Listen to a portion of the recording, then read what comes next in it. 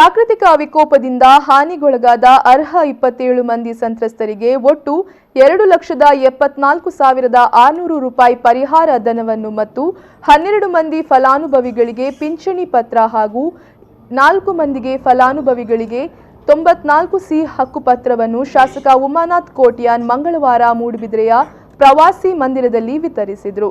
ನಂತರ ಮಾತನಾಡಿದ ಉಮಾನಾಥ್ ಕೋಟ್ಯಾನ್ ಅವರು ಹಕ್ಕುಪತ್ರ ಈಗಾಗಲೇ ಹಲವು ಜನರಿಗೆ ಸಿಕ್ಕಿದೆ, ಉಳಿದಂತೆ ಇನ್ನೂ ಹೆಚ್ಚಿನ ಜನರಿಗೆ ಸಿಗಬೇಕಾಗಿದೆ।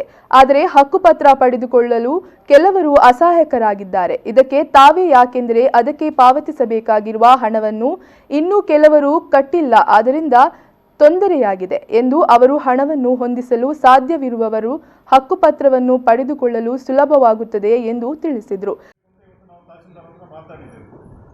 ಆದರೆ ತುಂಬ ಜನ ಇವತ್ತೇನಾಗಿದೆ ಅಂತ ಹೇಳಿದ್ರೆ ದುಡ್ಡು ಕಟ್ಟಲಿಲ್ಲ, ದುಡ್ಡು ಕಟ್ಟದಿದ್ದರೆ ಕೊಡಲಿಕ್ಕೆ ಬರುವುದಿಲ್ಲ, ರಸೀದಿ ಮಾಡಬೇಕು ದುಡ್ಡು ಕಟ್ಟಿ, ತುಂಬ ಜನ ಬಾಕಿ ಇದೆ।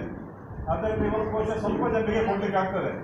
ಎಲ್ಲ ಜನರನ್ನು ಇವತ್ತು ನಮ್ಮ ಪಿ ಎ ಹತ್ರ ಫೋನ್ ಮಾಡಿ ಅವರ ಹತ್ರ ಮಾತಾಡಿಸಿ ಆದಷ್ಟು ದುಡ್ಡು ಕಟ್ಟಿಸುವಂಥ ಪ್ರಯತ್ನವನ್ನು ನಾವು ಮಾಡಬೇಕು।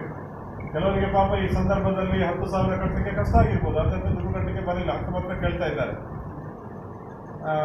ಬಹುಶಃ ಈ ಬಗ್ಗೆ ನಾನು ಇವತ್ತು ಚಿಂತನೆ ಮಾಡಿದಾಗ ಮನೆಯಲ್ಲಿ ಕೂತು ನಿನ್ನ ತಹಶೀಲ್ದಾರ್ ಹೇಳಿದರು ತುಂಬ ಜನ ದುಡ್ಡು ಕಟ್ಟಿಲ್ಲ ಸರ್ ಅಂತ ಹೇಳುವಾಗ 10,000 ನಮಗೆ ನೋಡಲಿಕ್ಕೆ ಬಹಳ ಸುಲಭ, ಆದರೆ ಕೆಲವು ಪಾಪ 10,000 ಬಿಟ್ಟು 500 ರೂಪಾಯಿ ಮಾಡಲಿಕ್ಕೆ ಕಷ್ಟ ಇದ್ದಂಥ ಜನ ಇದ್ದಾರೆ। ಆವಾಗ ನಾನು ನೆನಪು ಮಾಡಿದೆ, ಮುಖ್ಯಮಂತ್ರಿಗಳಿಗೆ ಕೂಡಲೇ ಒಂದು ಲೆಟರ್ ಮಾಡಬೇಕು, ಈ ಅಶಕ್ತ ಕುಟುಂಬಗಳಿಗೆ 1,000-2,000 ರೂಪಾಯಿ ಏನಾದರೂ ಹಕ್ಕುಪತ್ರ ಕೊಡುವಂಥದ್ದು ಆಗ್ತದ ಅಂತ ನೋಡಬೇಕು ಅಂತ ಮುಖ್ಯಮಂತ್ರಿಗಳಿಗೆ ಪತ್ರ ಬರೆಯಬೇಕು ಅಂತ ನಾನು ನನ್ನ ಬ್ಯಾಂಗ್ಳೂರಿನ ಆಪ್ತ ಸಹಾಯಕರಿಗೆ ಹೇಳಿದೆ। ನಾನು ಇವತ್ತು ಮಧ್ಯಾಹ್ನ ಮೇಲೆ ಬರ್ತಾ ಇದ್ದೇನೆ, ತಯಾರು ಮಾಡಿ ಲೆಟರ್ ಆಗ್ತದೇನೋ ಗೊತ್ತಿಲ್ಲ, ಮಾಡಿದರೆ ರಾಜ್ಯಕ್ಕೆ ಮಾಡಬೇಕಾಗ್ತದೆ।